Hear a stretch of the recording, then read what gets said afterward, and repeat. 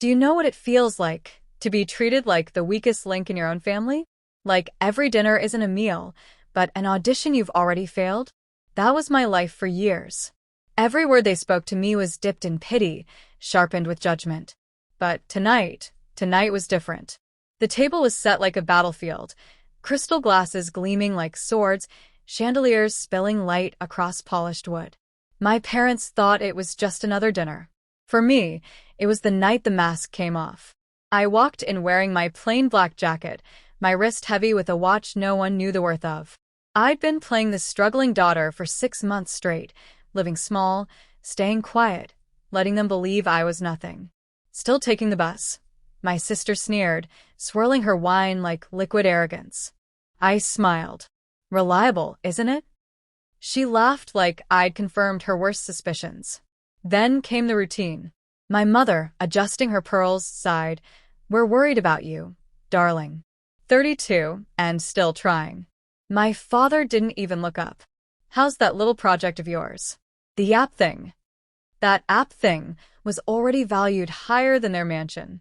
But I stayed quiet, pretending to sip wine. The irony was intoxicating because while they thought I was clinging to scraps, my phone buzzed with another notification. Our company stock climbing. Another billion added to the number they swore I'd never touch. Then my sister leaned forward, her voice like broken glass. "Still using those food stamps we helped you get?" Even my father flinched at that. But I didn't. I just checked the time. 10 minutes until the world found out who I really was. They kept talking, trying to drag me back into their narrative, offering me interviews at their friends' firms, comparing me to other people's children. But then the butler arrived. In his hands, the early edition of Forbes. My father waved him away. He insisted. And when the magazine hit the table, the sound echoed louder than crystal breaking. There I was, on the cover. Not their struggling daughter. Not their family embarrassment. The headline read, "Meet the billionaire they never saw coming." The room froze. My father's glass slipped, shattering across the table. My mother's hands trembled as she whispered my name. My sister craned her neck, desperate to prove the headline was a mistake. But it wasn't. I stood, sliding back my sleeve to reveal the watch they'd never noticed. "Excuse me," I said calmly. "I have a board meeting in 10 minutes. We're announcing our Asian expansion." The silence was suffocating, until I turned to my sister. "Oh, and about those food stamps? I donated 10 million to end hunger last month. They're naming a center after our family." That silence, heavy, choking, priceless, was worth every second of pretending to be weak. And then the butler, my most loyal ally, delivered the final blow. "Your helicopter is ready, Miss Reyes."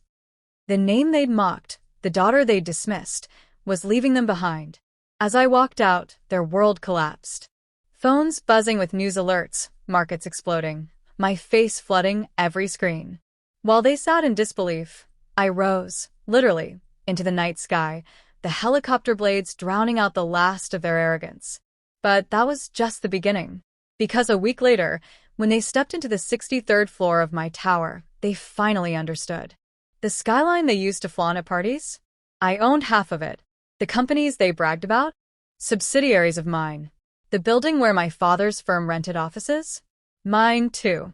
I didn't need revenge. I needed truth. And the truth was simple. I built an empire while they tried to shrink me. I gave them opportunity when they gave me doubt. I offered them trust when all they offered was condescension. And here's the twist they never saw coming. The conditions. If they wanted a share of the family trust I'd created, they had to earn it. No handouts. No shortcuts. Every dollar tied to real achievement. My mother's charity? I'd double her efforts if she proved it could stand on its own. My father's law practice? Expansion funds if he won them fairly. My sister? She could start at the bottom just like she told me to. You should have seen their faces. Shock. Shame. A dawning realization that the daughter they dismissed was the one holding the keys to their future. But me? I wasn't angry anymore. I was free. I learned something in that moment, something I want you to remember. Sometimes, being underestimated is your greatest weapon. Their disbelief was my cover. Their arrogance was my shield. While they looked down on me, I built my way to the top. And when the elevator doors closed on their stunned faces, I finally understood. Success isn't about proving them wrong. It's about proving yourself unstoppable. Tell me, if it were you, would you forgive them? Or would you make them earn every second of the respect they denied you?